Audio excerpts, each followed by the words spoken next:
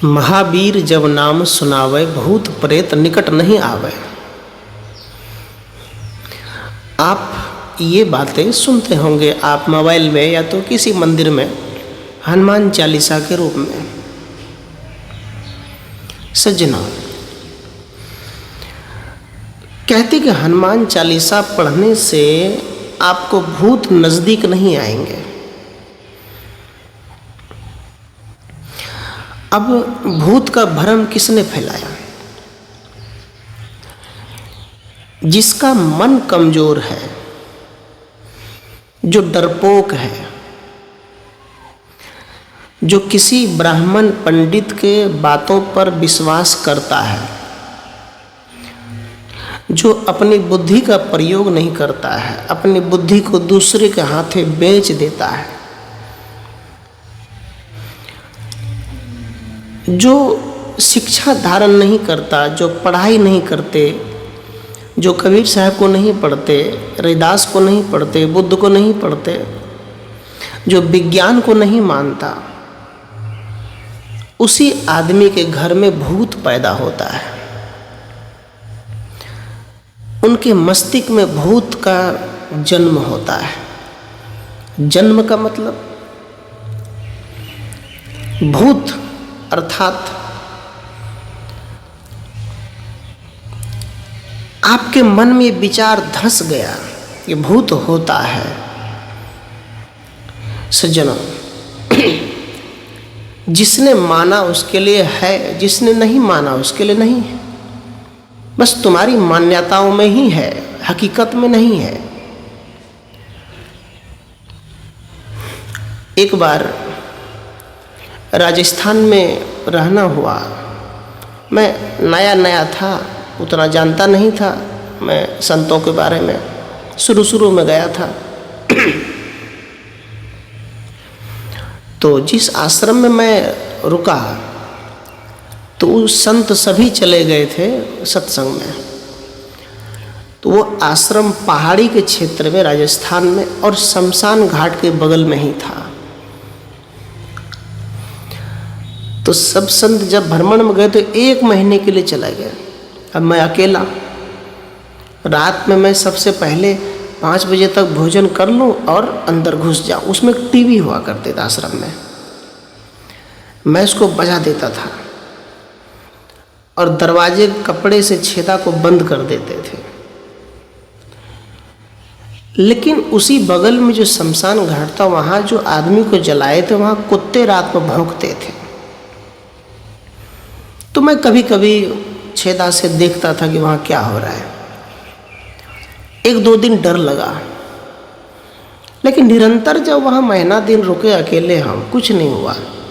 इसके बाद में 12-1 बजे रात में बाहर टहलते भी थे, कोई डर नहीं, कोई चिंता नहीं।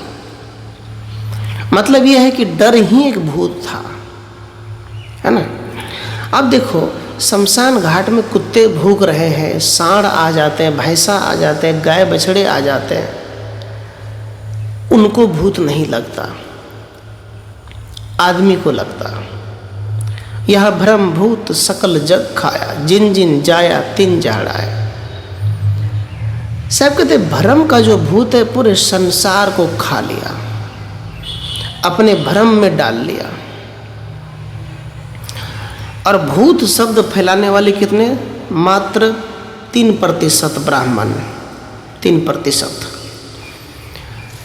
वो कभी भी आपसे सही बातें नहीं करेंगे, डराने वाली बात करेंगे जिससे डर जाए परिवार। और इस चक्कर में ना जाने कितने बर्बाद हो गए। और जिसने कलम उठा ली, किताबें उठा ली, जिसने सही गुरु का सत्संग कर ली, उनका ये सब डर खत्म हो गया। कोई डर नहीं है। आदमी को एक डर दिखाया गया। कौन सा डर? कि ये पढ़ो तो नहीं होगा। अब देखो भाई, जब आदमी पहले दुनिया में था ही नहीं तो भूत भी नहीं था। जब आदमी हुआ तो भूत भी हुआ। तो बताया कौन? किसने बताया? शिव का नाम कोई नहीं जानते थे, सतनाम कोई नहीं जानते थे, कौन बताया? आदमी ना, तो आदमी ही आदमी को भरम से दूर करता है, आदमी ही आदमी को फंसाता है। यदि आप सुधरना ना चाहें तो कबीर साहब कहते उसको 2 लात मार करके और भरम में डाल दो। पता चले जब 20-30 हज़ार खर्चा होगा ना तो पता चलेगा अपने आप, गर्मी शांत हो जाएगी। भूत है पैसे की बर्बादी। आपका पैसा खत्म हो गया, भूत भी गायब हो गया, और कुछ नहीं है। सज्जनों, इस प्रकार से लोग डरते रहते हैं, परेशान होते रहते हैं, और मुझे लगता है जब तक ये कबीर साहब को नहीं पढ़ेंगे इनका भूत पीछा नहीं छोड़ सकता, कभी नहीं। पढ़ो तो सही। आदमी की बुद्धि ही भूत है। बुद्धि काम न करे, आलसी में जीवन बिताए, कमाए खाए नहीं, ज़्यादा सोने में समय दे, तो भूत ही तो है, भूत सवार है, भूत है वो। आदमी को देख लो, बस भूत का दर्शन हो गया। आदमी के मरने के बाद कोई भूत नहीं होता। आपके पिताजी मर गए, पंडित जी ने कहा कि देखो यदि हमसे श्राद्ध नहीं कराओगे तो तुम्हारे पापा के आत्मा भटकेंगे और वो तुम्हें दावेगा और तुम्हें वो मारेगा, तुम्हारे ही परिवार गला दबाएगा, रात में आकर रोएगा, सपना में आएगा। कैसे जिए? सोचो ना, कौन से आत्मा भटकता है? मैं बता दूं, जो आत्मा शांति को प्राप्त नहीं करता जिंदा में, जो आत्मा प्रेम गुरु भक्ति नहीं कर लेता, जो आत्मा ध्यान नहीं करता, जो आत्मा जीवित अवस्था में दिन रात माया मोह के चक्कर में रहता है, हमेशा कमाने खाने के चक्कर में रहता है, कभी भी अपने लिए ध्यान चिंतन के लिए समय नहीं निकालता है, दुखी आत्मा, लड़ने वाला, मारने वाला, काटने वाला, दुखी परेशान। साहब कहते ऐसे आत्मा मरने के बाद भी भटकता है, याद रखना। और इस आत्मा को शांति देने वाला कोई नहीं है। बड़े से बड़े कबीर साहब की सत्संग करवा दो ऐसे आत्मा के नाम पर, उस आत्मा को कभी मुक्ति नहीं मिल सकती। और जो आत्मा जिंदा में ये सब काम कर लिया, सत्संग, भजन, सेवा, परोपकार, दान, धर्म, अच्छे जीवन जी लिया, तो उसके नाम पे भी पंडित को बुलाने की जरूरत नहीं है, क्योंकि वो आत्मा भटका हुआ नहीं है, जिंदा में ही स्वर्ग में है। तो फिर भटकने की क्या बात करते हैं? जैसे एक नाई का दुकान, एक धंधा है, दुकान खोलेंगे तो पैसा होगा। किसान का खेती करना उसका धंधा है, खेती करेंगे तो अन्न उपार्जन करेंगे। कपड़े बनाने वाले, सुई बनाने वाले, सबका व्यापार है। इसी प्रकार से ब्राह्मण का कोई धर्म नहीं, वो व्यापार है। उन्होंने तुम्हें डरा कर, ठग कर तुम्हें भटका दिया। इस प्रकार से प्यारे बंधुओं, कहने का तात्पर्य है, कहने का आदेश है कि अपने मन को ठीक करो। आप किससे नामदान लिए हैं, किससे आप गुरु मंत्र लिए, इससे कोई मतलब नहीं है। बस मन ठीक हो जाए, मन आराम हो जाए, मन संयत हो जाए और आपको जीते जी शांति प्राप्त हो जाए, ये होता है। बुद्ध एक पीपल पेड़ के पास बैठा, उससे पहले तो उपवास किया, जल छोड़ दिया, पानी छोड़ दी, फल फूल छोड़ दिया, गिरे पड़े थे नदी किनारे। किंतु एक यशोधरा नाम की लड़की उनके पास आए और उन्होंने एक कटोरी में खीर लाई थी, मतलब वो कुछ पूजा पाठ कर रहे होंगे। सुजाता नाम की लड़की, सॉरी, उस सुजाता नाम की लड़की ने बुद्ध के मुख में खीर डाल दी। बुद्ध होश में आए। उसके बाद वो जाकर ध्यान में बैठा, उनसे कहा क्या पाना चाहते हो? सुजाता ने पूछा कि आप क्या खोज रहे हैं? कहा मैं ईश्वर को खोज रहा हूं। उस लड़की ने कहा कि आप जीवित रहेंगे तभी तो ईश्वर मिलेगा, आप जीवित नहीं रहेंगे तो ईश्वर कौन दिखाई देगा? बुद्ध जग गए, कहा मुझे मिल गया मुक्ति का मार्ग, प्रश्नों को उत्तर मिल गया। और हाथ में पीपल का पत्ता गिरा।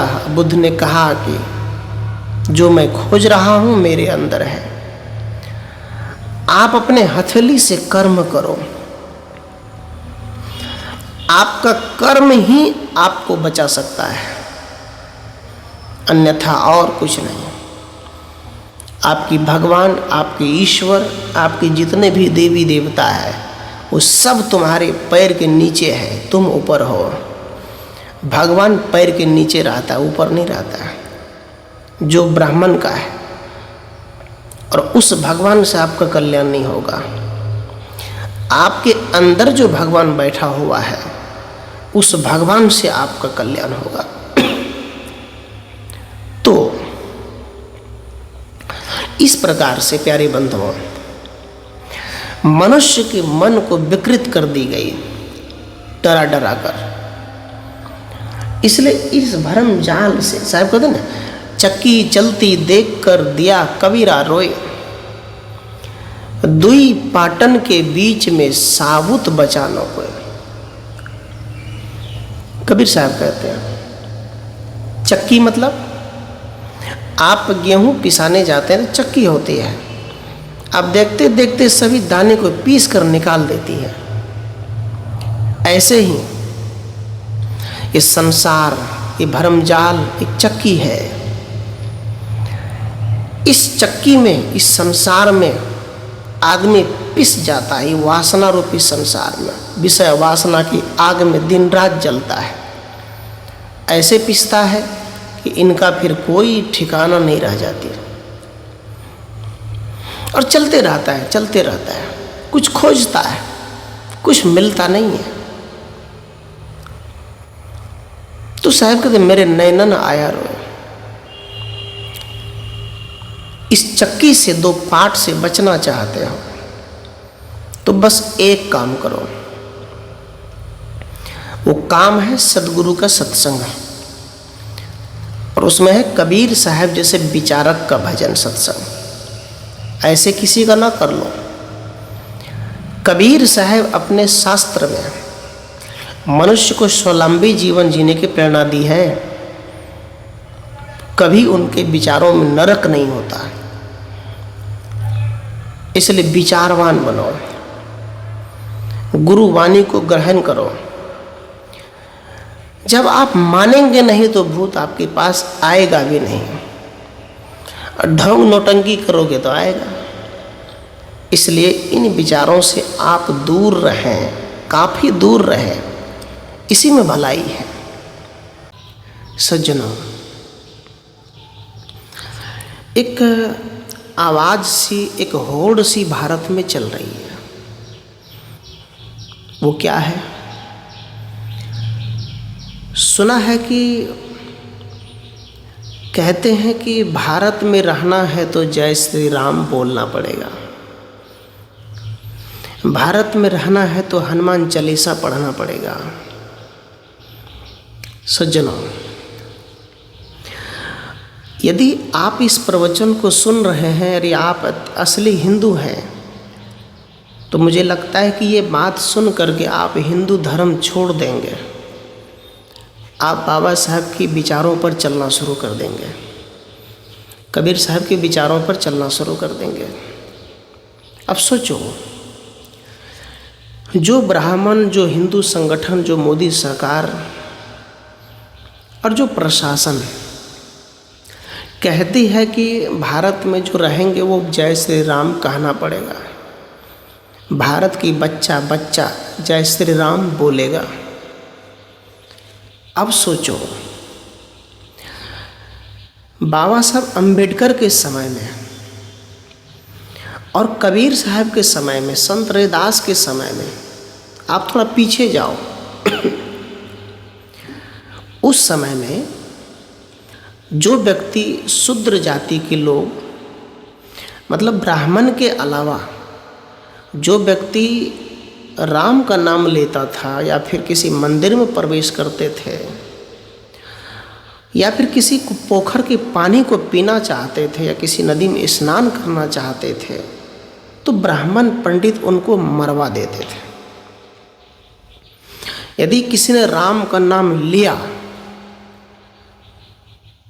तो रामायण में राम ने खुद कहा है कि जो मेरा नाम लेता है शूद्र, उनका जीभ कटवा दो, और जो मंत्र सुनता है, जो रामायण की मंत्र वेद की मंत्र सुनता है, उसके कान में शीशा गर्म करके पिघला के डला दो। अब सोचो, एक समय ऐसा था कि ब्राह्मण सोचते थे कि भारत के लोग जग न जाए, जग गया तो मेरा धंधा चौपट हो जाएगा, इसलिए वो मंदिरों से, पूजा पाठ से, धर्म से, मतलब आस्था से, भक्ति से दूर रखा ताकि जानकारी ना हो जाए। लेकिन जब अब जग गया है, लोग जानने लग गया है कि राम एक बकवास है, राम एक काल्पनिक है, ब्राह्मण की धंधा एक व्यापार है, जब लोग जग गया है, अब वो कहता है ज़बरदस्ती भारत में रहना है तो जय श्री राम कहना पड़ेगा। एक समय में तूने सुनने नहीं दिया, पढ़ने नहीं दिया, अब कहते हो राम का नाम लेना पड़ेगा। अब जो आदमी अनपढ़ है, जो गूंगा है ना, वो राम का नाम कैसे लेगा? सोचो। अब जिसे पढ़ना नहीं आता है तो वो हनुमान का नाम, हनुमान की चालीसा कैसे पढ़ेगा? है? आप अपने आप से पूछो, आप हिंदू हैं तो, यदि आप प्रवचन को सुन रहे हैं तो।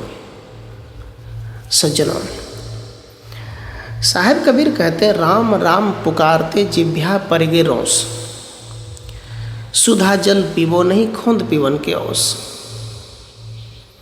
कहते हैं अरे तुमने राम को पुकारते पुकारते पुकारते तुम्हारे जीभ में छाले पड़ गए। ब्राह्मण राम की पुकार करता है लेकिन कमाता है शूद्र से, शूद्र से। तो आज की भारत की यही समस्या है कि राम का नाम लो, यदि नहीं लेंगे तो क्या करोगे?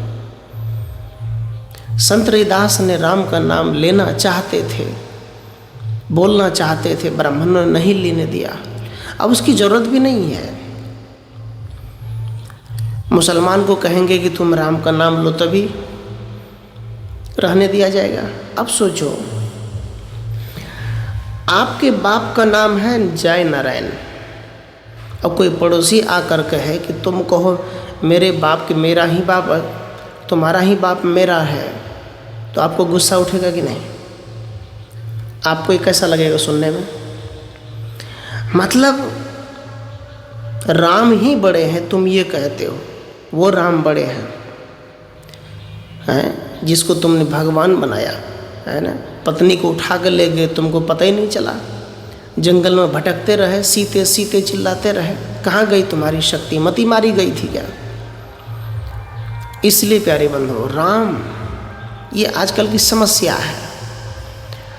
वो समय, वो एक अवसर जिस समय हम सब परेशान थे, दुखी थे, एकदम से लाचार थे, उस समय इन मूर्खों ने हम सबको, राम को पढ़ने से अच्छा है कि अपने अधिकार को पढ़ो कि आपका अधिकार क्या है। आप जिसे वोट करते हो वो आपको 500 रुपये दे करके खरीद लेता है, या तो आपको शराब की बोतल पकड़ा के खरीद लेता है, और आप बिक भी जाते हैं। आप सोचो, क्या आपकी कीमत एक बोतल शराब की है? आपकी कीमत 500 रुपये है। आप पैसे देकर वोटिंग किए हैं, इसका मतलब ये है कि आप किसी मुकदमा में फंस गए या किसी समस्या में फंस गए तो आपको नेताजी कोई मदद नहीं कर सकता, क्योंकि आपने पैसा लिया उनसे। याद रखना, शासक, नेता और ज्ञान, शिक्षा और गुरु ऐसा चुनो जो कल्याण कर सके। धूर्त गुरु, अंधा गुरु चेला को अंधे में ढकेल देता है। धूर्त नेता समाज को नरक में ले जाता है। इसलिए मेरे हिसाब से इस भारत देश में बहुत सी भाषाएं हैं, बहुत सी भाषा है। और कोई बोलता है शास्त्री काल, पंजाब में बोला, और किसी ने कहा नमस्कार, किसी ने कहा नमस्ते, किसी ने कहा प्रणाम। मान लो कबीर पंथ में साहिब बंदगी बोलने का प्रथा है, साहिब बंदगी। अब हर आदमी मुझे साहिब बंदगी कहे और ये लालसा मैं लेकर चलूँ तो कैसे हो सकता है? नहीं हो सकता है। सब नहीं कह सकते, केवल मेरा साथी मुझे कह सकते हैं साहिब बंदगी। हाँ, जो समझ गया, जान गया, वो बोल सकते हैं। अब पूरे भारत के लोग हमें साहिब बंदगी कहे तब मैं खुश हो जाऊंगा, ये तो मूर्खता है। सज्जनों, याद रखना, इसी प्रकार राम का नाम सब नहीं ले सकता और राम के नाम से कल्याण नहीं होगा। राम एक राजा थे, अगर रहे होंगे, यदि काल्पनिक मानते हैं तो युद्ध करने वाला। राम तो खुद शिकार करते थे, हिरण को मारकर। कहते रामायण में तो खुद लिखा है कि यदि वो झोपड़ी बनाए वनवास में जाकर कुटी, तो उन्होंने पहले हिरण को मारकर झोपड़ी में मांस पकाकर खाए, उद्घाटन किए, इसके बाद रहने लग गए। क्या कहना चाहिए? अब उस राम के नाम लेंगे तो भारत में रहने दिया जाएगा, नहीं तो नहीं। ये कट्टरवादी। सज्जनों, अपनी अपनी प्रथा में, अपने अपने नियम में, अपने अपने आप में बस अच्छा कर्म करते रहो, अच्छी जिंदगी जियो और भाईचारा, प्रेम परस्पर रहो। किसी से कोई मतभेद नहीं। ज्ञान ओरिजिनल रखो। और मुझे लगता है जितने राम मानने वाले हैं वो ओरिजिनल नहीं हो सकता, कभी नहीं हो सकता। राम वाले के जीवन में विकास नहीं हो सकता। क्यों नहीं हो सकता? आप समझ रहे हैं राम के नाम पे विकास क्यों नहीं हो सकता है? क्योंकि राम के नाम पर पंडित का विकास होगा, आपका विकास नहीं होगा।